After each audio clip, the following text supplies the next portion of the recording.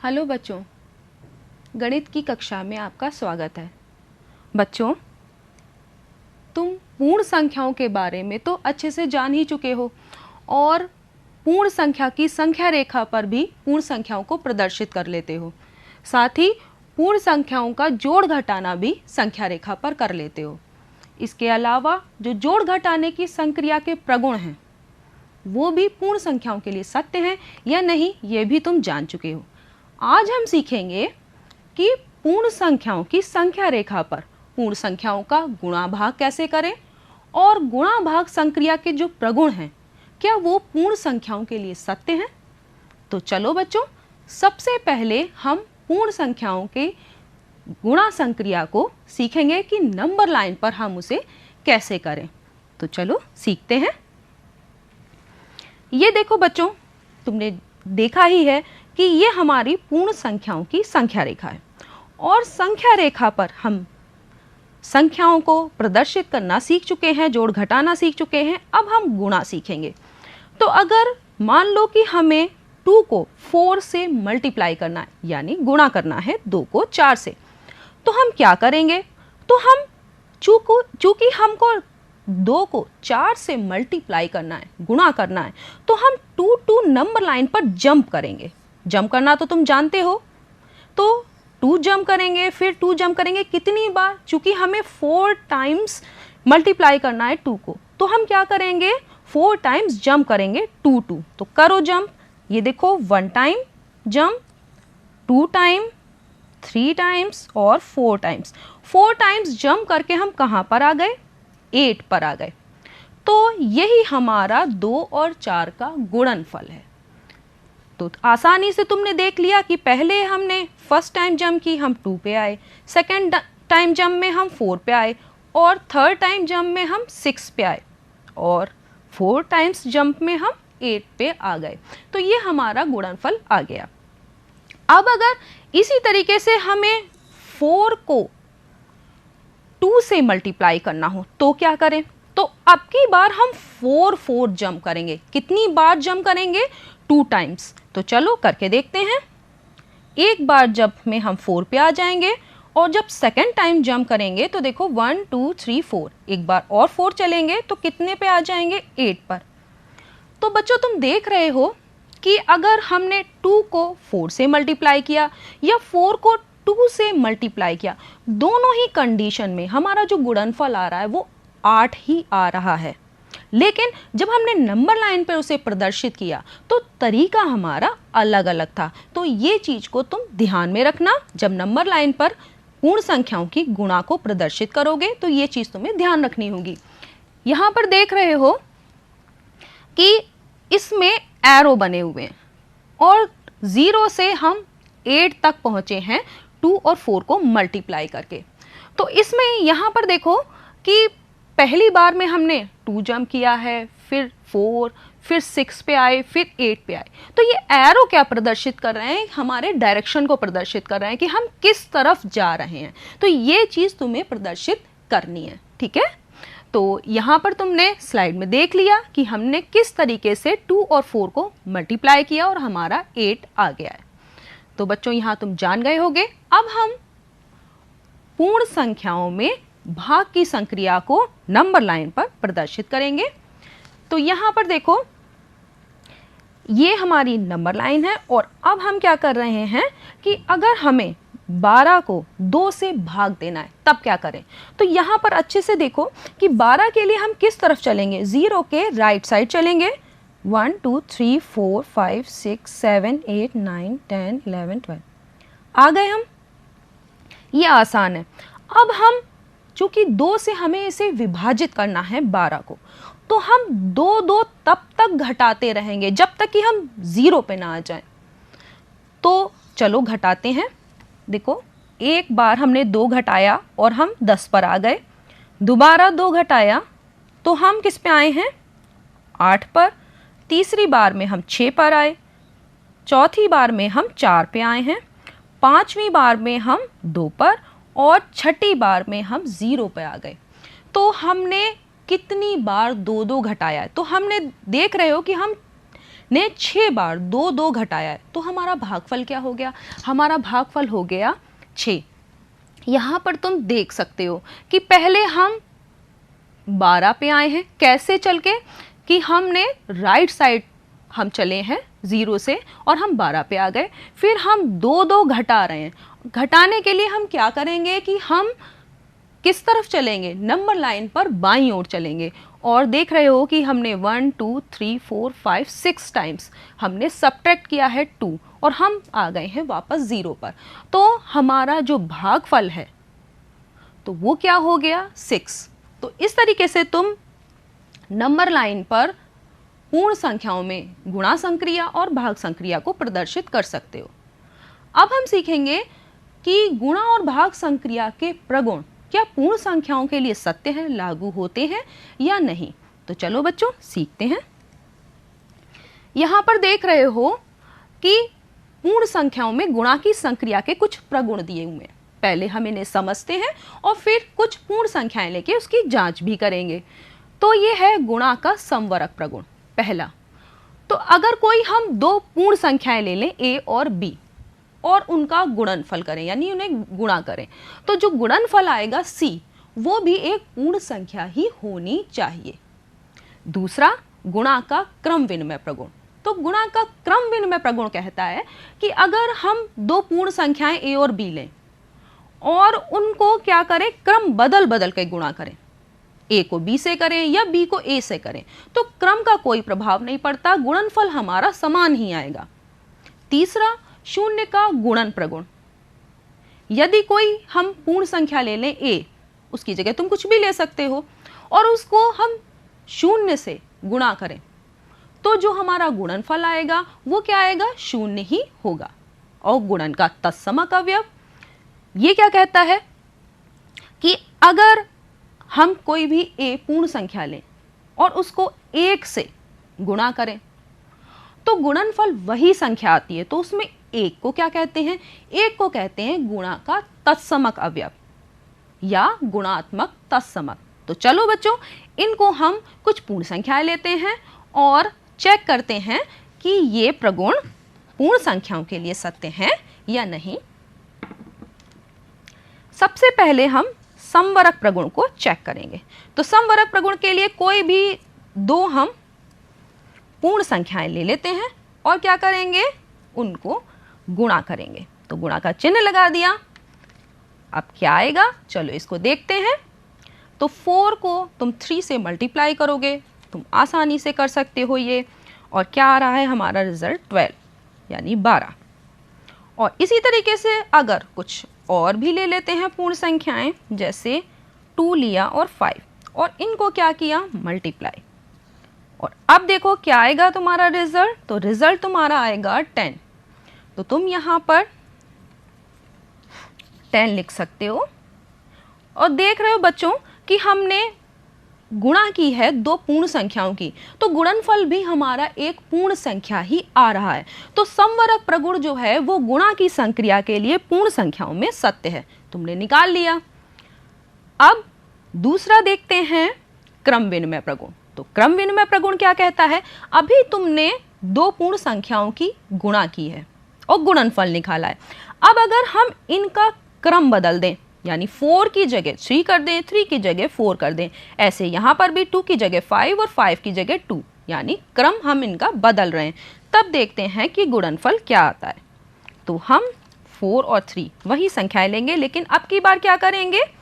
क्रम बदल देंगे और फिर मल्टीप्लाई करेंगे। यहाँ पर भी क्या करेंगे? क्रम बदलेंगे। पहले क्या लिखेंगे? 5 और बाद में 2, मल्टीप्लिकेशन का साइन लगाएंगे। अब हम देखते हैं कि रिजल्ट हमारा क्या आता है, गुणनफल हमारा क्या होगा। तो 3 को 4 से मल्टीप्लाई करोगे भी तब भी तुम्हारा क्या आएगा? 12 ही आएगा। तो हम यहाँ पर 12 रख देंगे और 5 को 2 से मल्टीप्लाई करने पर 10 आता है, ये भी तुम जानते हो।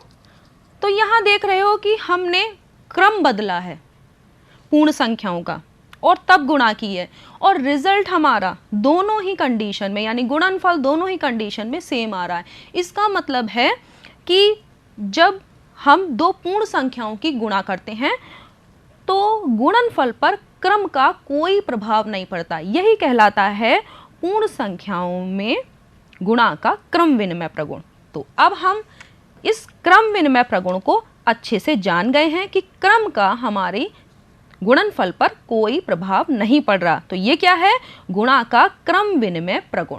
तो क्रम विनिमय प्रगुण को तुम समझ गए हो, संवरक प्रगुण को भी समझ गए हो। अब हम अगला देखते हैं शून्य का गुणन प्रगुण।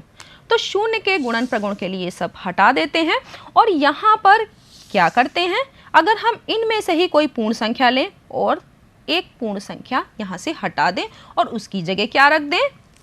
0। तो अब क्या होगा? 0 को हम किसी भी नंबर से मल्टीप्लाई करेंगे, कोई भी पूर्ण संख्या ले लें, तो रिजल्ट हमारा क्या आएगा? तुम जानते हो कि रिजल्ट हमारा आएगा 0। तो यहाँ पर तुमने जो शून्य का गुणन प्रगुण पढ़ा था कि कोई भी ए संख्या ले लें, अगर कोई पूर्ण संख्या है और उसको 0 से मल्टीप्लाई करें तो रिजल्ट क्या आता है? 0। तो यहाँ हमने पूर्ण संख्याएं लेकर उसे चेक कर लिया। तो अब अगर हम क्या करेंगे? गुणन का तत्समक अवयव। तो यहाँ क्या करेंगे? 0 की जगह पे हम क्या रख देंगे? 1 और इसको हटा देते हैं। यहाँ पर लिखेंगे ये 0 हटा देते हैं। 1 को 3 से मल्टीप्लाई करोगे तो क्या आएगा? जानते ही हो 3 ही आएगा। 1 को 5 से मल्टीप्लाई करोगे तो क्या आएगा? 5 आएगा। तो यहाँ देख रहे हो कि 1 को हम किसी भी पूर्ण संख्या से जब गुणा कर रहे हैं तो गुणनफल वही पूर्ण संख्या ही प्राप्त हो रही है। इसका मतलब है कि एक को हम क्या कहते हैं? गुणा का तत्समक अवयव या फिर गुणात्मक तत्समक। ठीक है, तो तुमने ये सभी प्रगुण देख लिए कि पूर्ण संख्याओं में गुणा के ये सभी प्रगुण सत्य हैं। अब हम आगे चलते हैं। यहां देखते हैं कि पूर्ण संख्याओं में गुणा संक्रिया के आगे प्रगुण कौन कौन से हैं? गुणा का सहचर प्रगुण। तो सहचर प्रगुण हमारा कहता है कि 3 अगर हम कोई पूर्ण संख्याएं ले लें और उनको गुणा करें, जिसे एक ग्रुप बनाकर यहाँ पर गुणा हुई है, तो हम पहले चाहे 2 पूर्ण संख्याओं का ग्रुप बनाकर उन्हें गुणा करें, फिर उसके बाद तीसरी से गुणा करें, या फिर बाद की 2 पूर्ण संख्याओं का ग्रुप बना के गुणा कर लें और जो गुणनफल आए पहली में उससे गुणा कर दें। तो कैसे भी हम करें, हमारा जो गुणनफल है तीनों पूर्ण संख्याओं का वो समान ही आएगा। ये है गुणन का सहचर प्रगुण। गुणन संक्रिया का योग पर वितरण प्रगुण। तो ये कहता है कि अगर हम 3 कोई पूर्ण संख्याएं ले रहे हैं A, B और C और गुणन संक्रिया को योग पर वितरित करें तो इस दोनों तरफ ही जो हमारा वितरण है वो समान होगा। हम इसको अभी 3 पूर्ण संख्याएं लेके चेक करेंगे और गुणन संक्रिया का घटाने पर वितरण प्रगुण भी सत्य है। तो चलो इसे चेक करके देखते हैं। यहाँ से ये हटा देते हैं और अब हम पहले सहचर प्रगुण को देखेंगे। तो इसके लिए हमें क्या करना है? कोई भी 3 पूर्ण संख्याएं लेनी है। तो हमने कोई भी, तुम अपने मन से कोई सी भी 3 पूर्ण संख्याएं लेके इसे जांच सकते हो। यहाँ पर क्या करोगे? मल्टीप्लिकेशन का साइन लगाओगे और क्या करोगे? ग्रुप बनाओगे। तो ग्रुप बनाने के लिए ब्रैकेट्स लगाएंगे। पहले हम पहली 2 पूर्ण संख्याओं का ग्रुप बनाएंगे और अब इसको सॉल्व करेंगे और दूसरी तरफ भी इन्हीं 3 पूर्ण संख्याओं को लेंगे और गुणा करेंगे। ग्रुप किस किस का बनेगा? दूसरी और तीसरी पूर्ण संख्या का। तो दूसरी और तीसरी पूर्ण संख्या का हम ग्रुप बना लेते हैं। इसे भी सॉल्व करेंगे और तब देखेंगे कि रिजल्ट हमारा क्या आता है। तो चलो इसको सॉल्व करो। तो यहाँ पर देख रहे हो कि 5 और 4 को मल्टीप्लाई करोगे तो तुम्हारा कितना आएगा? 20, जो तुम जानते ही हो। यहाँ कर दिया। उसके बाद क्या करोगे? मल्टीप्लिकेशन का साइन लगाओगे और 2 रख दोगे। नेक्स्ट स्टेप में क्या करोगे? 20 और 2 को मल्टीप्लाई करोगे, जानते ही हो कि 40 आएगा। तो हम यहाँ पे क्या करेंगे? हम यहाँ पर रख देंगे 40। ये हमारा हो गया एक तरफ का रिजल्ट।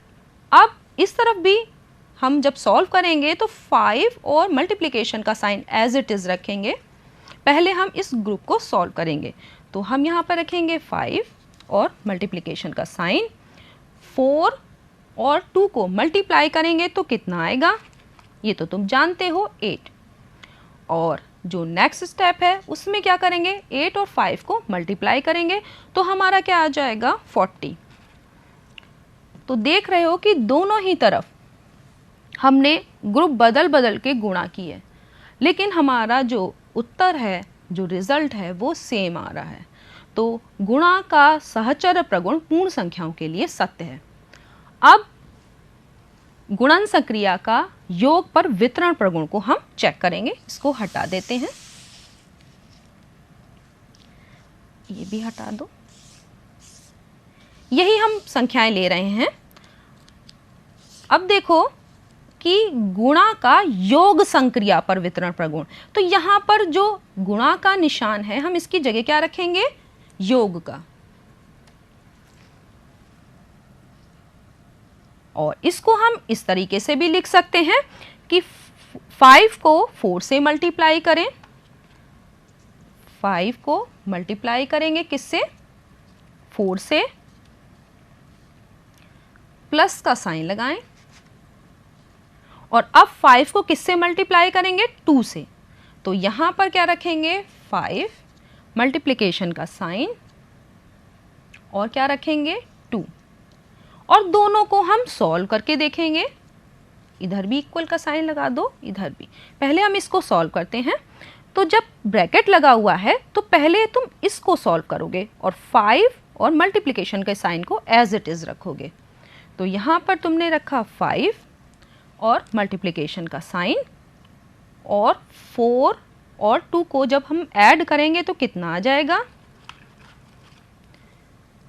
6, और इक्वल का साइन लगाओ, और इन दोनों को जब मल्टीप्लाई करोगे 5 को और 6 को तो आएगा 30। तो तुम यहां पर 30 लिख दोगे।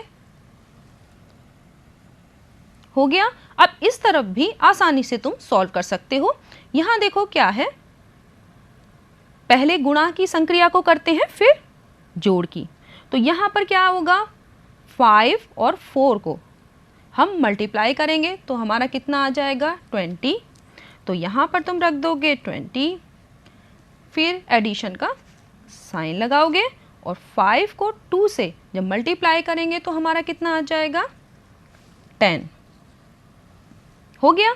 अब उसके बाद नेक्स्ट स्टेप करो, तो क्या करोगे, 20 और 10 को जब ऐड करोगे तो 30 आ जाएगा ना। तो यहाँ पर हम रख देंगे 30।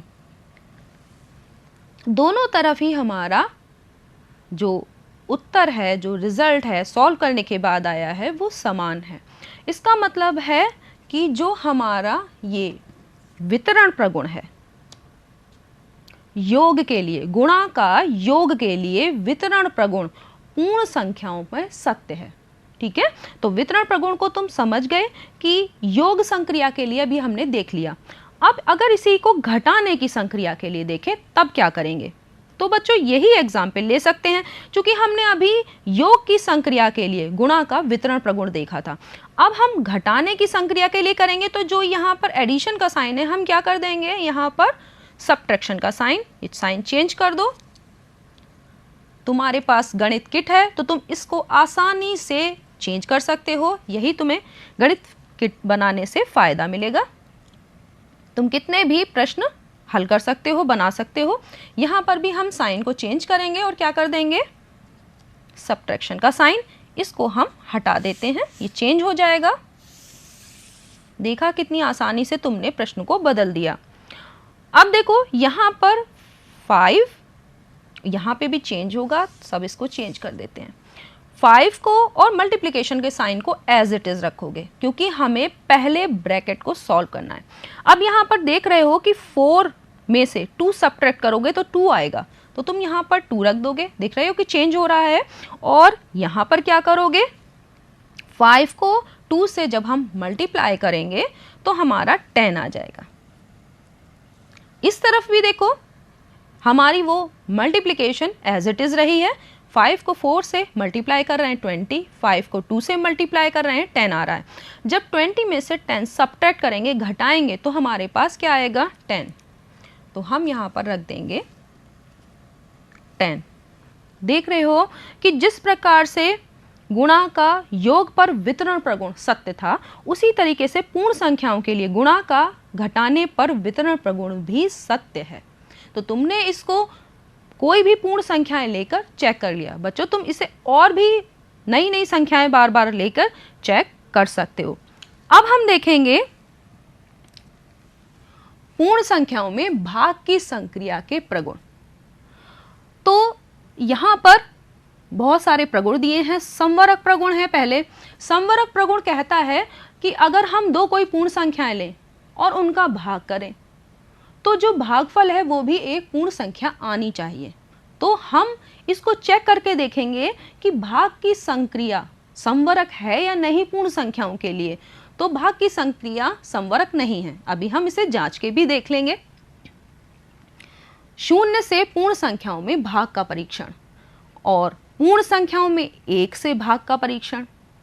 शून्य में किसी शून्येतर पूर्ण संख्या, शून्येतर का मतलब समझते हो, शून्येतर का मतलब जो जीरो ना हो, शून्य ना हो, ठीक है, उससे अगर हम भाग देंगे शून्य में, तो उससे भाग का परीक्षण करेंगे पूर्ण संख्याओं के लिए कि रिजल्ट हमारा क्या आता है। और किसी शून्येतर पूर्ण संख्या में उसी शून्येतर पूर्ण संख्या से भाग का परीक्षण, यानी हम कोई भी पूर्ण संख्या लें और उसी पूर्ण संख्या से उसमें भाग दें, तब देखेंगे कि हमारा उत्तर क्या आता है। तो चलो बच्चों इसको हम करके देखते हैं। तो संवरक प्रगुण को भाग के लिए चेक करेंगे, इसको हटा देते हैं। अब हम कोई भी जो तुम्हारे मन में हो दो पूर्ण संख्याएं ले सकते हो। जैसे मैंने ये दो ले ली और इनके बीच में किसका निशान लगाओगे? भाग का। अब देख रहे हो कि 2 से 3 विभाजित नहीं है, ठीक है। तो 2 से 3 अगर विभाजित नहीं है तो हम इसको बस इस तरह से लिख सकते हैं कि ये देखिए 3 और बटे का निशान लगाओगे 3/2। इसको इस तरीके से तुम लिख सकते हो और देख रहे हो कि ये एक पूर्ण संख्या नहीं है। तो हर बार जब हम एक पूर्ण संख्या को दूसरी पूर्ण संख्या से विभाजित कर रहे हैं, करेंगे, जब भी करेंगे, तो हर बार हमें एक पूर्ण संख्या प्राप्त नहीं होगी, और जो कि होनी चाहिए। इसलिए जो भाग की संक्रिया है वो पूर्ण संख्याओं में संवरक नहीं है, इस नियम को फॉलो नहीं करती। ये संवरक प्रगुण सत्य नहीं है। अब आगे देखते हैं दूसरा कौन सा प्रगुण है कि शून्य से पूर्ण संख्या में भाग दो। तो कोई भी हम पूर्ण संख्या ले लेते हैं और इसमें किससे भाग देंगे? 0 से। तो बच्चों अभी तुमने जब नंबर लाइन पर भाग की संक्रिया को देखा था, तब हमने क्या किया था कि घटाने की संक्रिया से उसका परीक्षण किया था। तो इसको भी हम इसी तरीके से करेंगे और 5 में से 0 बराबर घटाते जाएंगे और देखेंगे कि क्या कभी रिजल्ट 0 आता है। कि जब हमने भाग की संक्रिया की थी तो हमने जैसे 12 को भाग दिया था 2 से, तो क्या आया था कि 12 को जब हमने 2 से भाग दिया था तो हम लगातार क्या कर रहे थे कि 2 घटाते जा रहे थे जब तक कि 0 ना आ जाए। तो इसमें भी हम क्या करेंगे कि 5 में से 0 सब्ट्रैक्ट करते जाएंगे जब तक कि 0 ना आ जाए। ऐसा करके देखते हैं क्या होता है। देखो 5 में से आप 0 सब्ट्रैक्ट करो, घटाओ, तो तुम्हारा रिजल्ट क्या आएगा? क्या आएगा? 5। उसके बाद अगर फिर से इसमें से 0 सब्ट्रैक्ट करो तो क्या आएगा रिजल्ट? तब भी देख रहे हो कि तुम्हारा क्या आएगा? 5। इस तरीके से हम लगातार करते चले जाएं, कभी भी हमें 0 प्राप्त नहीं होगा। तो बच्चों तुम समझ गए होंगे कि 0 से किसी भी पूर्ण संख्या में भाग परिभाषित नहीं है। अब अगर हम क्या करें कि यदि कोई पूर्ण संख्या लें और उसमें 1 से भाग दे, तो 0 की जगह हम क्या कर देंगे? हम कर देंगे 1। तो क्या आएगा? अगर 5 में हम 1 से भाग दें तो कितनी बार ले जाएंगे? 5 बार ही। तो ये हमारा रिजल्ट क्या आएगा? वही पूर्ण संख्या आएगी। ठीक है, तो ये भी 1 से भाग का परीक्षण में क्या होगा कि अगर किसी भी पूर्ण संख्या को 1 से अगर हम भाग देते हैं तो भागफल वही पूर्ण संख्या आएगी। और अगर 0 में किसी हम पूर्ण संख्या से भाग दें तो हमेशा क्या आएगा, 0 ही आएगा, क्योंकि 5 को 0 टाइम्स मल्टीप्लाई करेंगे 0 ही आएगा। अब अगर हम किसी पूर्ण संख्या में उसी पूर्ण संख्या से भाग दें तो क्या करेंगे, 5 को 5 से ही डिवाइड करेंगे। तो 5 को 5 से जब डिवाइड करोगे तो तुम्हारा रिजल्ट क्या आएगा, एक ही बार तो ले जाओगे, यहाँ पे रिजल्ट आ जाएगा 1। यानी किसी भी पूर्ण संख्या को उसी पूर्ण संख्या से अगर हम भाग दें तो भागफल हमारा क्या आता है, 1 आता है हमेशा। ठीक है, तो तुमने सारे भाग संक्रिया के और गुणन संक्रिया के प्रगुण को सीख लिया है। चलो बच्चों, अब हम पाठ को दोहरा लेते हैं कि हमने क्या सीखा। तो दो पूर्ण संख्याओं का गुणनफल सदैव एक पूर्ण संख्या ही होता है। तो ये पूर्ण संख्याओं में गुणन संक्रिया का क्या है, समवरक प्रगुण। और दो पूर्ण संख्याओं को अगर हम आपस में गुणा करें क्रम बदलकर तो क्रम बदलने का गुणनफल पर कोई प्रभाव नहीं पड़ता। ये कहलाता है पूर्ण संख्याओं में गुणन संक्रिया का क्रम विनिमय प्रगुण। और अगर किसी भी पूर्ण संख्या को तुम 0 से मल्टीप्लाई करो यानी 0 से गुणा करो तो गुणनफल जो आएगा वो सदैव 0 होगा। तो ये है 0 का गुणन प्रगुण।